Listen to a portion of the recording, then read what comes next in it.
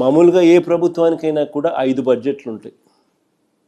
5 బడ్జెట్లు ప్రవేశపెట్టే అవకాశం ప్రజలు ఏ ప్రభుత్వానికైనా ఇస్తారు. ఇన్ఫ్యాక్ట్ ఈ చంద్రబాబు నాయుడు గారి ప్రజా వ్యతిరేక వెన్నుపోటు కూటమి అధికారంలోకి వచ్చి ఇవాళ ప్రవేశపెట్టిన బడ్జెటు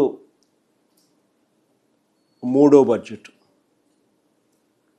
అంటే ఇక మిగిలి ఉండేది కేవలం 2 బడ్జెట్లు మాత్రమే మిగిలి ఉన్న నేపథ్యం.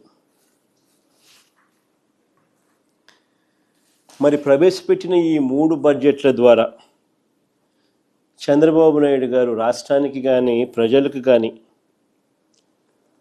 ఏం చేశారు మంచి అని చెప్పి చూస్తే మంచి అనేది ఎక్కడా కనిపించదు, అంతా మోసమే కనిపిస్తుంది.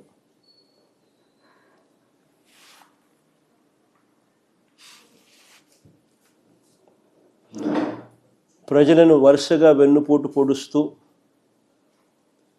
వారిని వంచిస్తూ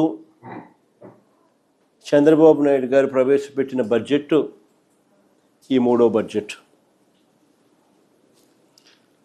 వరుసగా 3వ బడ్జెట్లోనూ చంద్రబాబు నాయుడు గారు తాను ఇస్తానన్న సూపర్ 6, సూపర్ 7, ఈ మేనిఫెస్టోల హామీలు పూర్తిగా గాలికి ఎగిరిపోయాయి.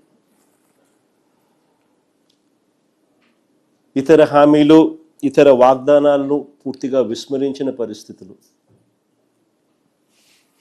అన్ని వర్గాల ప్రజలను మరోసారి మోసం చేస్తూ పెట్టిన బడ్జెట్ ఇది.